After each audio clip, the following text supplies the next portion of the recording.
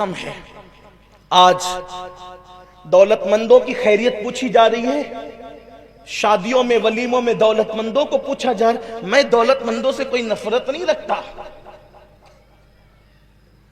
بلکہ دولت مند ہمارے سماج کی ضرورت ہے۔ میں دولت مندوں سے نفرت کیسے رکھ سکتا ہوں جبکہ ہمارے مذہب میں دولت مندوں میں سیدنا صدیق اکبر ہے، سیدنا فاروق اعظم ہے، سرکار غوث اعظم، یہ سب دولت مند لوگ، امام اعظم ہے۔ ہم دولت مندوں سے کوئی نفرت نہیں رکھتے، لیکن حضور علیہ السلام نے فرمایا دولت مندوں کو سبھی بلاتے ہیں ہر جگہ، غریبوں کو بھی پوچھو۔ آقا کریم صلی اللہ علیہ وآلہ وسلم فرماتے ہیں سب سے بدترین ولیمے کا کھانا وہ ہے، ولیمے میں سب سے بدترین ولیمے کا کھانا وہ ہے جس میں غریبوں کو مدعو نہیں کیا گیا، جس میں غریبوں کو بلایا نہیں گیا۔ لیکن آپ دیکھیں شادیاں منہ دیکھ کر، میتیں منہ دیکھ کر، جنازے منہ دیکھ کر، گفتگو منہ دیکھ کر، اسلام کہاں ہے، انسانیت کہاں ہے؟ اسی لیے آج جو نقصان ہو رہا ہے وہ یہ ہے کہ ہماری بیٹیاں کبھی غیروں کے ساتھ بھاگ رہی ہیں، ہمارے بچے ایجوکیشن کے میدان میں جو ہے وہ سسکیاں لے لے کر کے دم توڑ رہے ہیں، غربت کی سطح بڑھتی جا رہی ہے، غربت کی سطح میں اضافہ ہوتا جا رہا ہے، مسلمان غریب سے غریب تر ہوتا جا رہا ہے، ان پڑھ سے ان پڑھ تر ہوتا جا رہا ہے۔ ہمیں فکر کہاں ہے، ہمیں سوچ کہاں ہے؟ اللہ اکبر، یہ بات میں نے پہلے بھی کہی تھی اور آج بھی کہتا ہوں، اس وقت پوری دنیا میں اگر سب سے زیادہ لاجوں میں کسی کی بیٹیاں بک رہی ہے تو وہ مسلمانوں کی بیٹیاں بک رہی ہے۔ وجہ ہمارے مالداروں نے غریبوں کا خیال نہیں کیا، ہمارے مالداروں نے مفلسوں کا خیال نہیں کیا۔ آج انٹرنیٹ پر بیٹھ کر بڑے بڑے لوگ یہ چیخ رہے ہیں کہ مسلمانوں کی بیٹیاں دوسروں کے ساتھ بھاگ رہی ہیں۔ میں پوچھنا چاہتا ہوں کیا اس میں قصوروار صرف بیٹیاں ہیں یا ہم بھی ہیں؟ اس میں مجرم صرف بیٹیاں یا ہم بھی ہیں؟ یقیناً ہم ہیں، اور سب سے زیادہ ہم ہیں، اس لیے کہ کوئی انسان یوں ہی غلط قدم نہیں اٹھاتا، کبھی کبھی پیٹ کی آگ اس کو غلط قدم اٹھانے پہ مجبور کرتی ہے، کبھی کبھی غربت انسان کو غلط راستے پہ جانے پہ مجبور کرتی ہے۔ کیا اللہ کے حبیب علیہ الصلوۃ والتسلیم نے یہ نہیں فرمایا کہ لوگوں اپنی تجوری کا مال نکال کر مارکیٹ میں لگاؤ؟ امام سفیان ثوری نے اس کو بیان فرمایا، اپنی تجوری کا مال نکال کر مارکیٹ میں لگاؤ، کیونکہ غربت کبھی کبھی انسان کو کفر تک پہنچاتی ہے۔ جب غربت انسان کو کفر تک پہنچاتی ہے تو کیا غربت انسان کو آبرو لٹانے کے لیے لاش تک نہیں پہنچا سکتی؟ کسی کے ہاتھ میں ہاتھ دینے پہ مجبور نہیں کر سکتی؟ ہم نے جلسوں کے نام پہ لاکھوں روپے تو خرچہ کیا، لیکن غریبوں کی آبرو کے تحفظ کے لیے ہم نے کتنے روپے خرچہ کیے؟ ہم نے بہت ساری چیزوں پہ خرچہ کیا۔ بڑی معذرت کے ساتھ اگتپوری والوں، اگر آپ کو ہنسی آئے تو مجھے معاف کر دینا، ہم نے تو قوال اور قوالنوں پر 35 ہزار روپے ایک ایک سیٹ نے اڑا دیا تاکہ کل صبح یہ چرچا ہو کہ عرس میں سب سے زیادہ پیر کا عقیدت مند فلاں سیٹ صاحب تھے جس نے پیر کی شان میں ایک شعر سن کے قوالن پر اور قوال پہ اتنے روپے اڑا دیے۔ واللہ ہم خانقاہی سما کے کبھی مخالف نہیں رہے ہیں، ہم خانقاہی سما کے قائل ہیں، اس کے دلائل پر ہمارا عقیدہ ہے، لیکن یہ مزارات پر، مزارات اولیاء پر معاذ اللہ ثم معاذ اللہ قوال اور قوالن کا مقابلہ کرانا، نچوانا، ناچنا، چادروں کو جو ہے وہ معاذ اللہ ناچتے ناچتے ڈی جے بجا بجا کر کے مزارات پر لے کر کے جانا، اور ایک ایک چادر 70,000 روپے کی، ایک چادر 1 لاکھ روپے کی، ایک چادر 2 لاکھ روپے کی۔ آپ جانتے ہو اسلام کی فکر کیا ہے، اس سنیت کا مزاج کیا ہے؟ نادان جو 1 لاکھ روپے کی چادر تو کسی مزار پر اپنے پیر کی مزار پہ ڈالنے کے لیے لے کر کے جا رہا ہے، وہ 1 لاکھ روپے کی چادریں اگر تو خرید کر کے کسی غریب اور بیوہ کے سر پہ ڈال دے گا تو صاحب مزار اس چادر سے جتنا خوش ہوتے ہیں اس سے زیادہ ان غریبوں کی مدد پر خوش ہوں گے۔ لیکن آج ہم یہ سب کرنے کے لیے تیار نہیں ہیں۔ کسی بیمار کا علاج کرا دو، میں یہ نہیں کہتا کہ مزارات پہ چادر نہ چڑھاؤ، میں یہ نہیں کہہ رہا ہوں، میری بات کا آپ غلط مطلب مت دیجیے گا، لیکن ہم نے جہاں خرچ کرنا تھا وہاں نہیں کیا۔ جانتے ہیں غلط راستے پر لڑکیاں اٹھتی کیسے ہیں، جاتی کیسے ہیں؟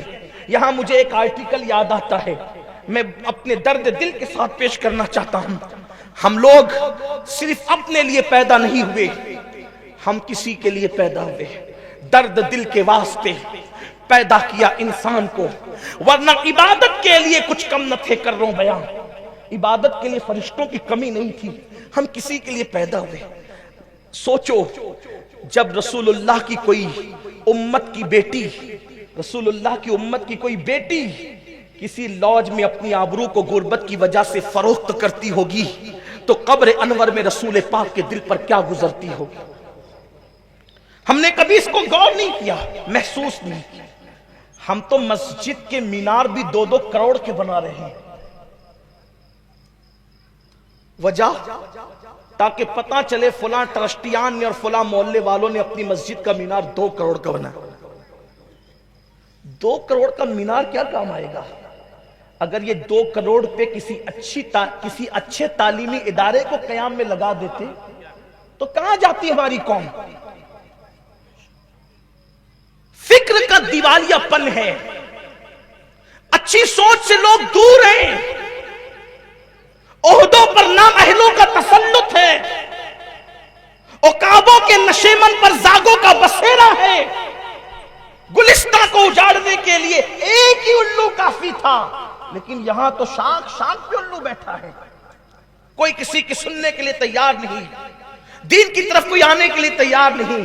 نوجوان لڑکوں کا حال یہ ہو گیا کہ کہیں گے کہ نبی کے نام پہ جان قربان کر دیں گے، اسلام کی بیٹیوں کو کسی کے ساتھ بھاگنے نہیں دیں گے۔ تو کسی کے ساتھ بھاگنے نہیں دے گا، لیکن تو خود بھاگ رہا ہے تو اس کو کون روکے گا؟ برائی کرنے والا کبھی برائی کو ختم نہیں کر سکتا۔ اگر برائی کا خاتمہ چاہتے ہیں تو پہلے برائی ہمیں چھوڑنی پڑے گی۔ آپ تو لڑکیوں کے ساتھ ناجائز تعلقات قائم کریں اور آپ کہیں کہ میں مسلمان لڑکیوں کو کسی کے ساتھ تعلق قائم کرنے نہیں دوں گا، اور جس کے ساتھ آپ نے تعلقات ناجائز قائم کیے وہ بھی تو کوئی لڑکی ہی ہے نا۔ اور اب تو نوجوان لڑکوں کا حال یہ ہے، لڑکیوں کی آبرو سے کھیل کر اس کو چھوڑ دیتے ہیں۔ 80% یہی ہے۔ میں آپ کو ایک حدیث پیش کرنا چاہتا ہوں۔ فقی ابو اللیث سمرقندی لکھتے ہیں، کسی لڑکی کی زندگی سے کھیل کر کے اس کو چھوڑ دینے والوں، آؤ ذرا اس حدیث کو دل کے کانوں سے سنا۔ اگر کسی نے کسی چڑیا کی زندگی سے بھی کھیلا، چڑیا چھٹاک بھر کی بھی نہیں ہوتی، کسی نے کسی چڑیا کی زندگی سے کھیلا اور وہ چڑیا مر گئی، چڑیا سے کھیلا چڑیا مر گئی، اس کی زندگی سے کھیلا چڑیا مر گئی۔ اللہ کے حبیب علیہ السلام فرماتے قیامت کے دن وہ چڑیا اللہ کی بارگاہ میں فریاد کرے گی، مولا آج عدل اور انصاف کا دن ہے، مجھے عدل چاہیے، انصاف چاہیے، میری زندگی سے کسی نے کھیل کر کے میری زندگی کا چراغ گل کر دیا تھا۔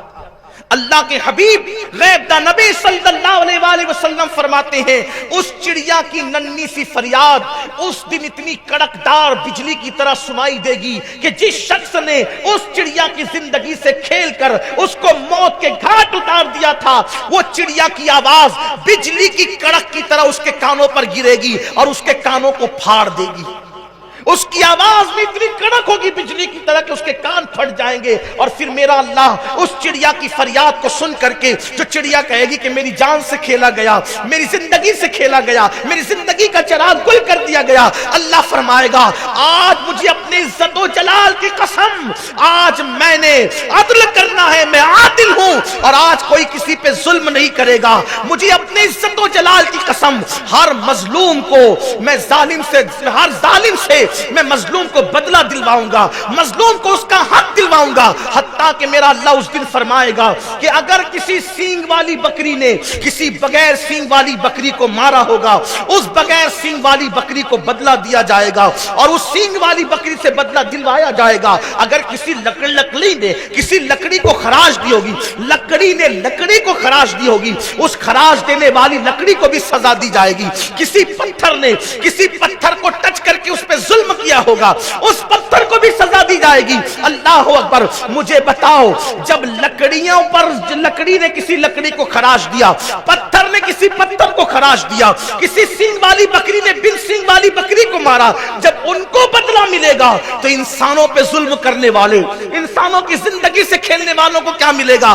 اللہ فرمائے گا کہ یہ جو پہاڑ کے برابر نیکیاں لے کر کے آیا ہے، لیکن جس نے ایک چڑیا کی زندگی سے کھیلا ہے، اس کی ساری نیکیوں کو رد کر دیا جائے اور اس کو منہ کے بل گھسیٹتے ہوئے جہنم میں لے کر جایا جائے۔ میں آپ سے پوچھنا چاہتا ہوں، ایک چھٹاک بھر سے زیادہ بھی چڑیا نہیں ہوتی، اس کی زندگی سے کوئی کھیلے تو اللہ عبادت کرنے والوں کی عبادت کو ضائع کر کے اس کو جہنم کے اندر ڈال دے گا۔ تو جو عورتوں کی زندگی سے اپنی نفسانی خواہشات کے لیے کھیلتے ہیں، اپنی شیطانی خواہشات کے لیے کھیلتے ہیں، اپنے جسم کی تسکین کے لیے لڑکیوں کی زندگی سے کھیلتے ہیں، کبھی ان کو زیور کا لالچ دے کر، کبھی ان کو پیسوں کا لالچ دے کر، کبھی ان کو شادی کا لالچ دے کر زندگی کی پوری حیات لوٹ لیتے ہیں اور اس کے بعد چھوڑ دیتے کوئی بہانہ بنا کر۔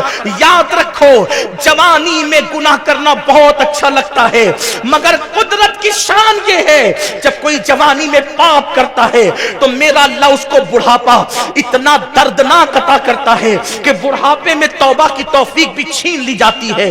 اس کی زندگی کا لمحہ لمحہ اس کے لیے قیامت خیز ہو جاتا ہے، اس سے انسان ہی نہیں جانور بھی نفرت کرتے ہوئے نظر آتے ہیں۔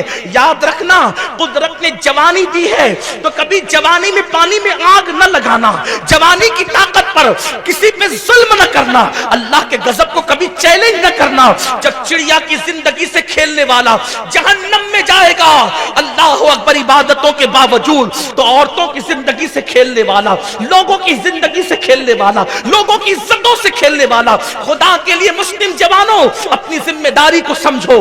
دنیا میں کیوں آئے ہو؟ کسی کی زندگی سے کھیلنے نہیں آئے ہو، بلکہ کسی کی زندگی کی آبرو کو بچانے کے لیے آئے ہو، کسی کی عزت کے تحفظ کے لیے آئے ہو، کسی کو سہارا دینے کے لیے آئے ہو، کسی کے محافظ بننے کے لیے آئے ہو۔ اللہ اکبر۔ مسلمان جوان کیا تھا اور آج کیا ہو گیا ہے، کردار کیا تھا آج کیا ہو گیا ہے۔ اللہ اللہ، یہ سب دین سے دوری کا نتیجہ ہے۔ تو میں عرض یہ کرنا چاہتا ہوں